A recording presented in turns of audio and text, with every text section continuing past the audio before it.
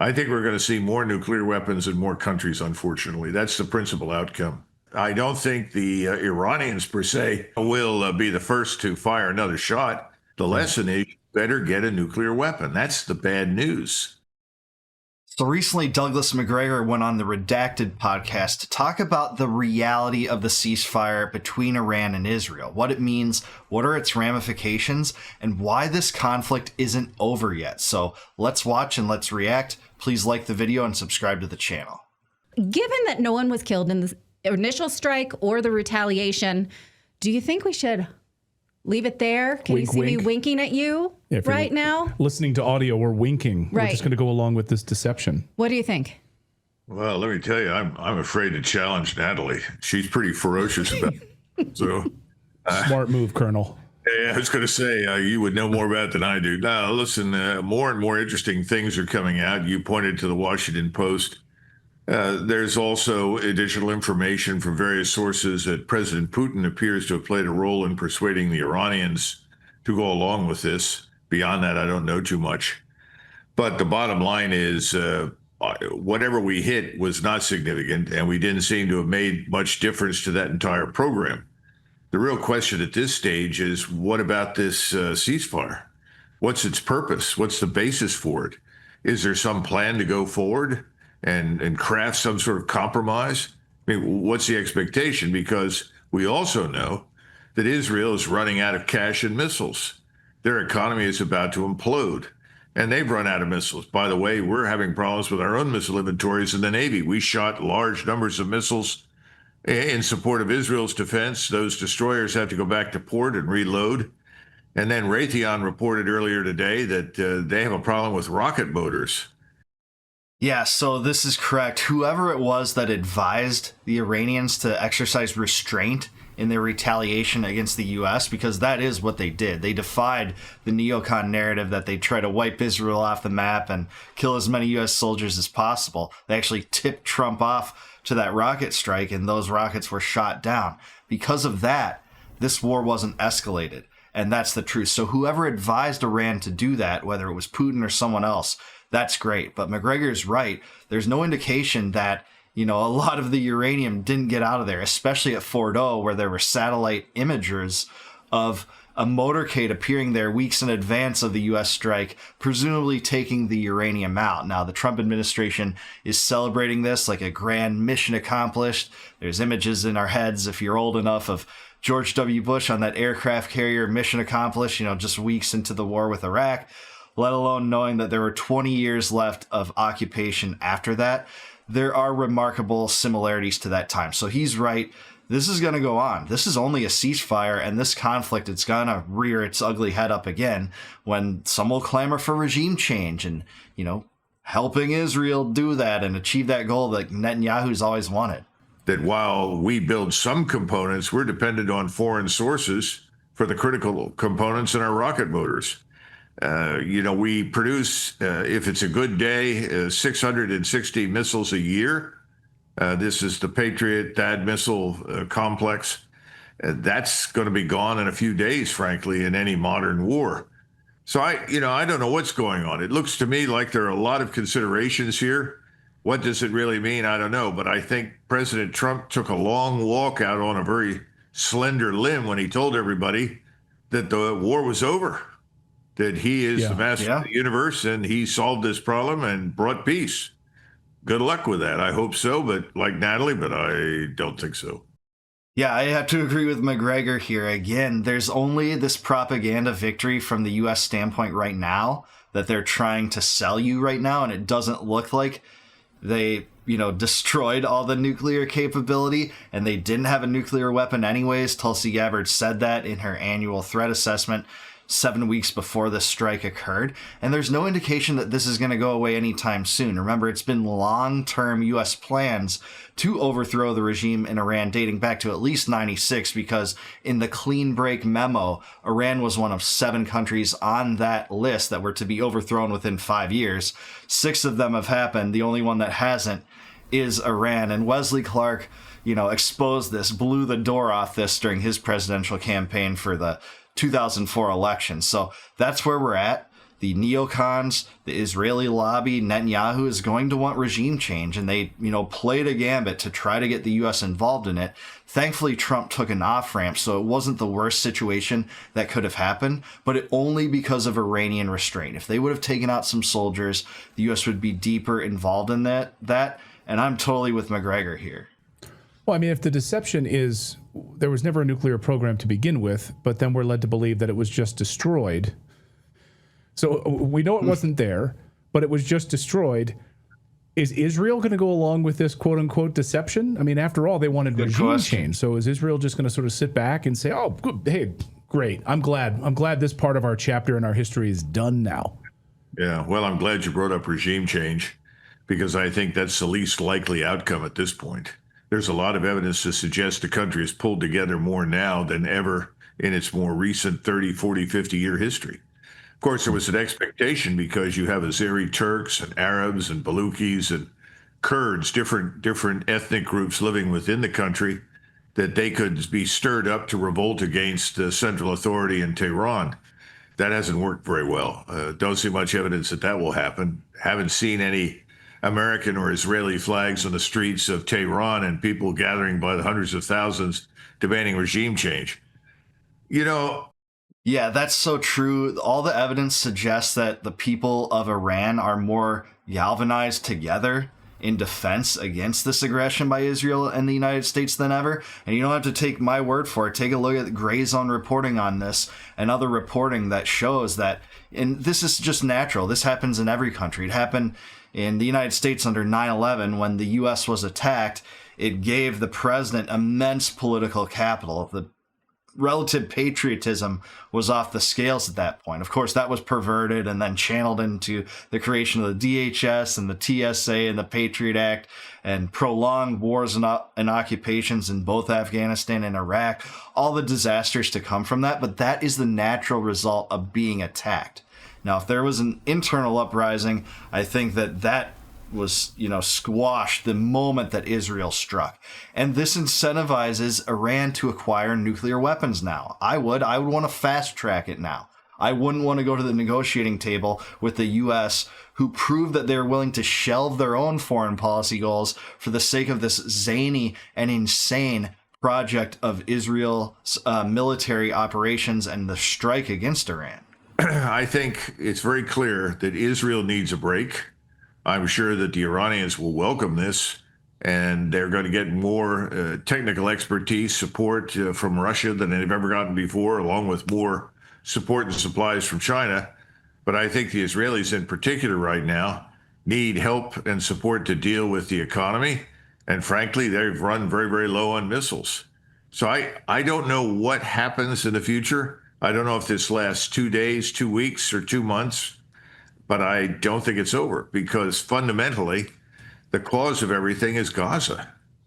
And Gaza continues. And I'm sure you've seen this new report that was published in the Cradle that's Harvard linked, and it talks about 400,000 dead in Gaza. How many of those women and children is anybody's guess. But as long as this continues, nothing will end, because virtually everyone in the region has concluded that they can't coexist with Israel because Israel refuses to coexist with them.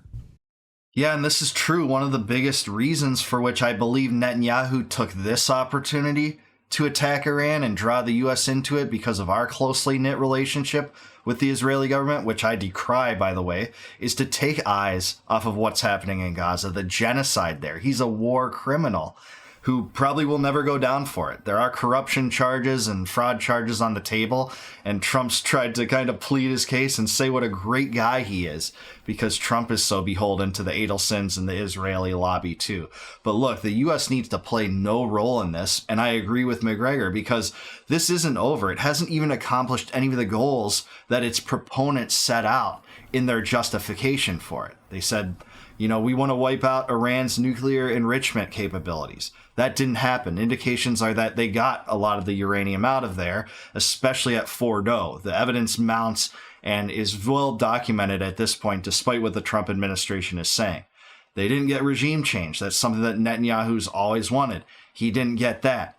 And Iran seems more galvanized with Russia and the BRICS countries than ever. So they didn't get that. This is going to rear its ugly head again. I just don't want the U.S. to be involved the next time. And Americans have to just like hope and pray that it doesn't get involved, that, you know, we don't go to those lengths again to try to bomb Iran on behalf of Israel. Yeah, that the number current leadership of Israel. Let's be clear that there are plenty of Israelis that do want to coexist in the Middle East. Really? They just don't have any power. Really? You Well, think I don't so? know if plenty. I don't think I can quantify that. We do see peace movements inside of Israel, but we don't know. We know that the Netanyahu government was on the verge of ending before the war began. So, what is your assessment that Israelis do want to continue this war? I think Mr. Netanyahu's policies have a lot of support. And I don't know if that's 70 or 80%. I know that there are Israelis who are no less horrified by all of this than you and I are, but they're a pretty small minority. Yeah. I think the vast majority still support the policies, but I think overwhelmingly nobody likes the man. That I think you can bet on. But that doesn't necessarily mean that he doesn't have support for what he's trying to do. Hate is a very powerful weapon. There's a lot of hatred in Israel for the people that live around it, and particularly the Arabs that live in it. And I think that's the biggest issue. Yeah, I agree with Macgregor here. There are dissident Israelis that hate what's going on in Gaza, caught up in this whole mad project of genocide, despite, you know, it being their government causing it and not them. In the same dynamic, there are dissident Americans that hate our support for Israel, despite the fact that our government is married to that policy. That has been my entire lifetime. It has been since the 50s at the very latest, maybe even late 40s, I believe, that U.S. support for Israel started. Not in larger amounts, I think, until a little bit later, but it spanned the course of my entire lifetime, and it's drawn us into regime change operations in Iraq and Syria and Libya, and now Iran, where that was on the table. And it's not just the Israel lobby and Israel in general. It's the neocons, the military-industrial complex, all these notoriously villainous factions and causes and centers of power that always seem to draw us into it. And it's why I stand with Ron Paul in wanting to draw all our troops back, bring the troops home, shut down Middle Eastern bases. You know, we talk so much about, well, our soldiers in the Middle East that are Americans imperiled by Iran's strikes, that we don't even have to get to that stage if they're not populating all of those bases along the Arabian Peninsula. The U.S. should stay out of this stuff. It's empire-building madness that stretches beyond political affinities, political factions, and political parties in the United States. And I just don't see how you get anywhere in the region until you deal with that. You've got to put an end to this mass murder and expulsion in Gaza. True. I'm with them. Yeah, I know people who've actually worked for Netanyahu, and they specifically have called him, corrupt, that he's an absolutely corrupt politician. But they absolutely support this position. So they can, on the one hand, I guess, like look past the corruption and support this destruction in Gaza. Colonel, the NATO summit happening right now. President Trump gets off the plane, puts on a USA hat, is having meetings with people coming to him. What is your assessment of the future of NATO and the U.S. policy towards NATO, like funneling money in that direction, getting these countries to come to the table? But there's a lot of talk about, hey, at this NATO summit that Russia is about to attack Europe. Well, the good news is that Russia is absolutely not about to attack Europe. It has no interest in doing that. I think Trump is right when he says in talking to President Putin that it's very clear that President Putin wants to end this war. Of course, President Putin wanted to end this whole thing 3 weeks into February. That's why they met with the Ukrainians in April of 2022 and crafted a compromise, a solution that would have been wonderful for Ukraine and ended this tragedy. Unfortunately, that failed miserably. We all know why. The last administration, with its friends in NATO, did everything they could to stop it. Including Boris Johnson in the UK, who persuaded Zelensky not to go along with the peace deal, which some accounts had essentially finalized, that there are some accounts of bottles being uncorked in celebration that this war would come to a close. Well, Zelensky's not getting as good of a deal as he was offered in Istanbul. So, you know, status quo policy has been continue to support Ukraine, and whether Trump and the Republicans will go back to Congress and ask for more money it sucks that's even a considered question at this point, but that's a legitimate question. Mike Johnson has a history of wanting to support Ukraine, dumping money into there while he's been the majority leader and the minority leader when the Republicans didn't have Congress. So yeah, this is a debacle, and the U.S. needs to withdraw all aid to Ukraine as well, because this is going nowhere. Russia holds about 85 to 90% of the Donbass. They're not going anywhere. And Ukraine just tried to escalate a few months ago by having a drone strike against nuclear bombers in Russia. What does that do? That sours relationships between NATO and Russia. That sours relationships between Russia and the U.S. when Trump is presumably trying to negotiate peace. Well, it doesn't seem like peace is that close in that realm either. I don't think there is a future for NATO, to be perfectly frank. I think NATO is on its last legs. As far as this 5% increase, I wouldn't hold my breath. The Spaniards, the Slovaks, and others have said, are you kidding? We're not spending that kind of money. Who's driving this? Primarily France, Great Britain, and Germany. But there are other issues here. The Germans and the Italians have both come to us and said, by the way, we'd like to have our $145 billion worth of gold that you supposedly have in your vaults under New York City. Can we have that back? And thus far, the response is a deafening silence. I think there's a lot more going on under the surface, and I can tell you that President Trump arriving with his hat that says USA on it is cute, but not particularly impressive in Europe. Now, yeah, I agree. I mean, Trump has had some really good rhetoric about NATO, especially in the run-up to his first term. That's never come to fruition. He proposed that the U.S. withdraw from NATO, and I'm totally for that. I'm for withdrawing and defunding it. If people want to be in that alliance outside of the U.S., I don't care. I don't support that because I think it antagonized Russia over the course of, again, almost my entire lifetime, from the waves of NATO expansion to bombing Belgrade to, withdrawing from the ABM, the Anti-Ballistic Missile Treaty, unilaterally, I believe, in 2002, from putting weaponry into Ukraine along Russia's border, essentially, that can have offensive purposes, the Aegis missile system that you can attach Tomahawks to with a nuclear bomb if you wanted to. That antagonized Russia, and it did so in so many regards, flirting with adding Ukraine to NATO, which basically every administration has done since Clinton. We know from the Niet means Niet memo that CIA Director William Burns, who was then the ambassador to Ukraine, writing to Condoleezza Rice, said, hey, I've talked to all the political factions in Russia, and the reddest of red lines is adding Ukraine to NATO. Well, who cares? The U.S. administration and NATO still flirted with that, and that is the reason we're in this debacle. And oh yeah, the U.S. overthrew the Yanukovych government in 2014 too. They called it the revolution of dignity, but it was really the revolution of duplicity when USAID was piping in money to support those protests. So much for the all we're in it for democracy calls, right? the president said that about Iran and Israel yesterday. They don't know what the F they're doing because he knows that it's so volatile. And then on aboard Air Force One, he said, look, Iran can have a beautiful future. We want the best for them. And he started saying effusive things for Iran, which was not what he had said in his speech at Riyadh. He was very threatening in that manner. So it's hard for us to follow the diplomacy or the diplomacy theater.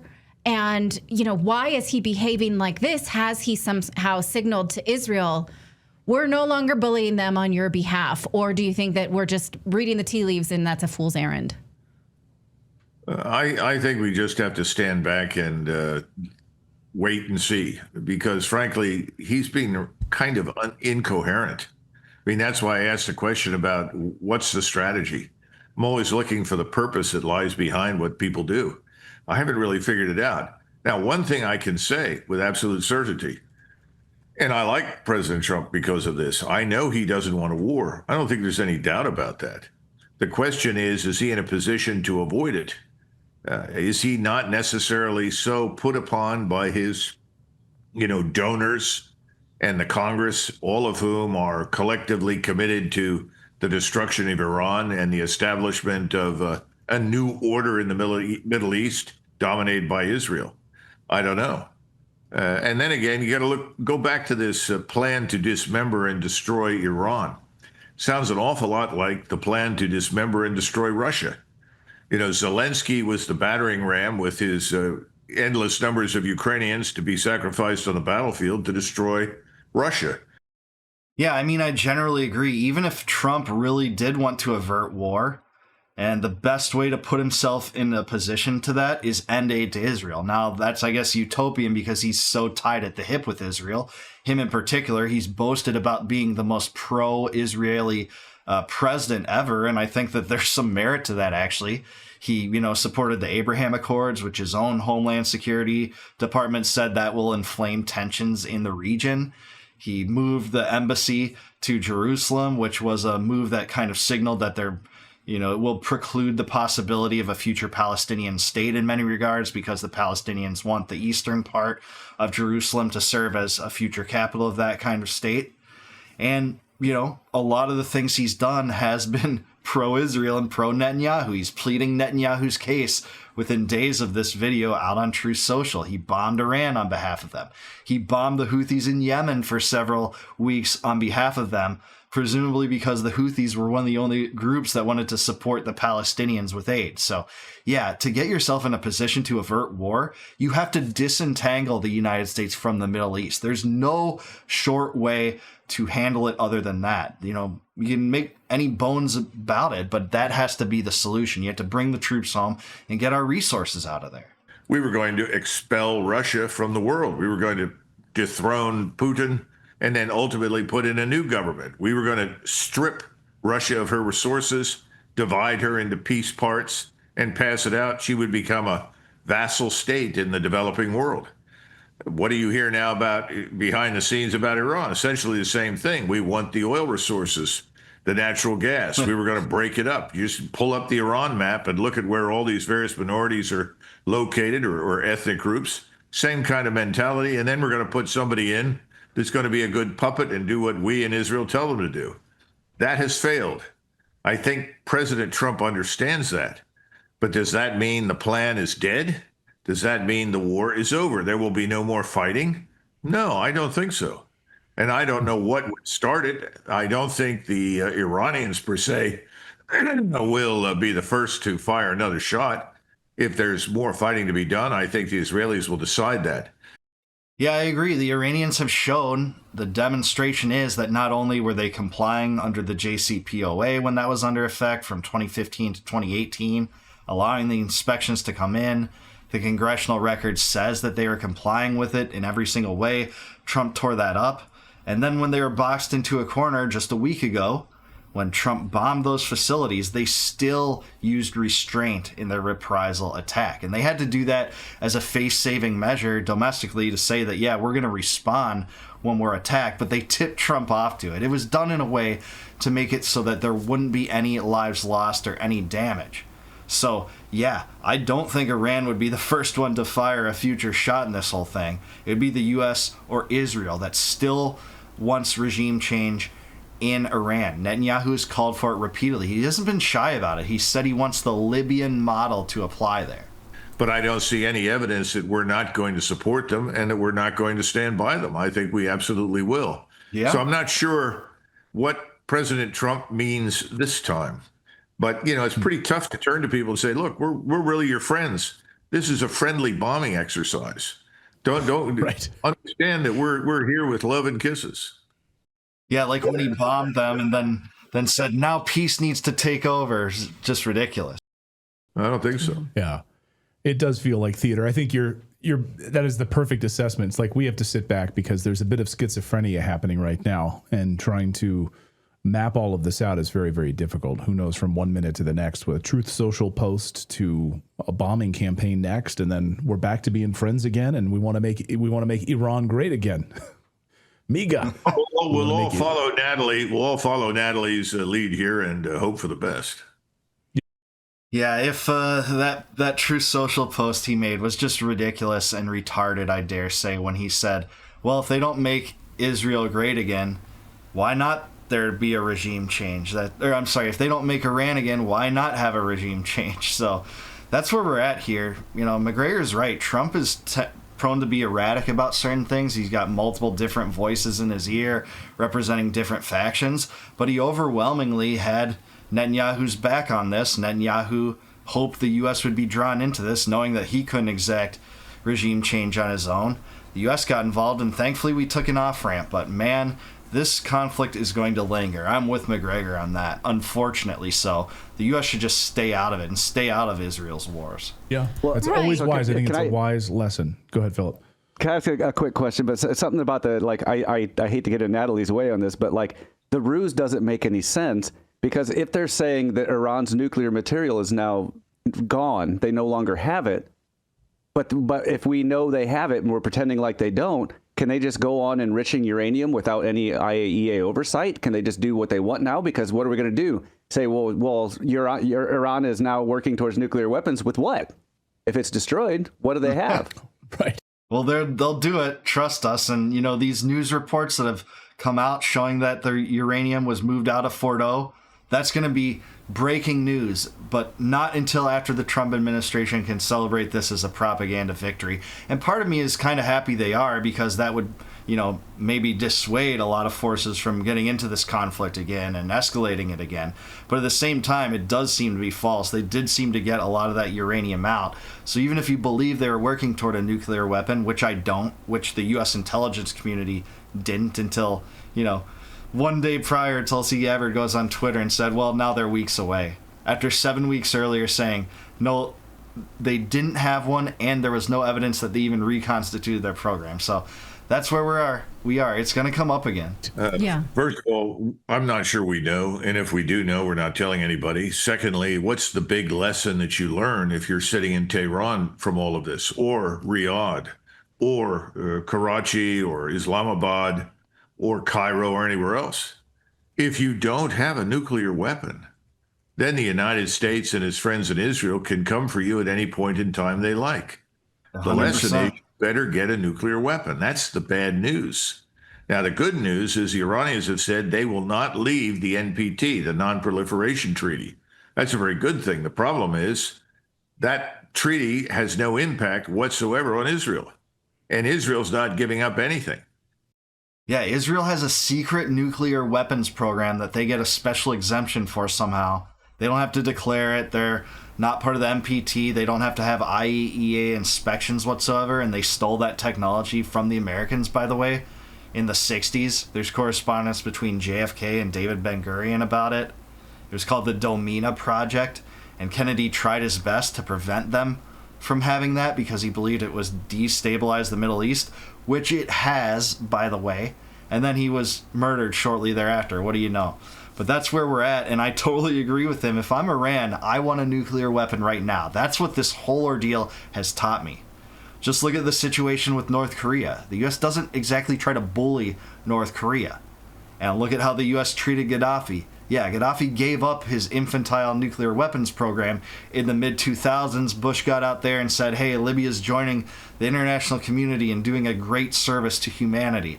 And then the U.S. toppled him regardless. He died in a particularly barbaric way under a U.S.-led NATO coalition that fomented the regime change there by supporting rebel groups and enforcing a no-fly zone. So that's how we handle nuclear powers versus ones that give up their weapons. And we seem to want to make sure that Israel has a permanent monopoly on the nuclear weapon so that they can bomb, intimidate, threaten their neighbors at will, right? So I wouldn't be surprised at anything that happens from this point forward. But I think the notion that somehow or another everybody says, okay, that's fine, it's over now, we promise we won't do anything. I think we're going to see more nuclear weapons in more countries, unfortunately. That's the principal outcome. Yeah, I have to agree. And even if it wasn't uranium that got taken out of Fordo or other areas within Iran that was taken out before the U.S. strike, other countries could provide Iran with nuclear weapons. You know, Pakistan's a country sometimes people point to. That's a Sunni regime, and it's a lot different than the Shiite regime that's in control of Iran, the Khomeini dynasty. So it's hard to know. But I do think that this will encourage other powers, not just Iran, to acquire a nuclear weapon. Now, the Ayatollah of Iran has issued a fatwa, a religious kind of ruling, a religious kind of edict saying, you know, Iran's not going to have nuclear weapons. But if he's gone, or maybe he changes his mind on that, or if he's succeeded by a successor on that, why wouldn't you try to do that? Try to fast track that. I don't know how this whole ordeal and this whole incident and the path of antagonism that the U.S. and Israel has made toward Iran from even 1953 when the U.S. overthrew their regime under Operation Ajax. I don't know how that whole path of events would lead you to conclude that it's not a good idea to get a nuclear weapon. So that's what I think we're going to see. I largely agree with Macgregor here. Netanyahu is going to talk regime change. He's going to bring it up again. You're going to see breaking news. Iran is this many weeks away from acquiring a nuclear weapon. The same thing he's done since 1992 in several publicized examples. There's memes going around on the internet showing how often he said things like that because it's the propaganda ruse. He can't say that they don't have nuclear weapons because then there's no justification for that. And then he can't say they have nuclear weapons because there's no justification for rattling sabers with that country at that point. That's why you don't see it with North Korea. So that's where we're at. I'm with Macgregor. This is going to come up again. This is not over. Even though Trump is trying to celebrate it as a victory, I don't think it's over. But I do want to hear what you guys think about it. Let me know in the comments below. What do you think are the biggest results and ramifications of this war between Israel and the United States versus Iran? I want to hear from you on that. Please like this video, subscribe to the channel, subscribe to Redacted News. They're awesome too. And if you would be so kind, please become a YouTube member or Patreon patron to support the channel. You get access to early videos of mine, and it supports me quite a bit. I'll bow to you if you do support me. And until next time, no more war, no more debt, no more inflation, and no more empire. Peace out, guys. I'll catch you in the next one.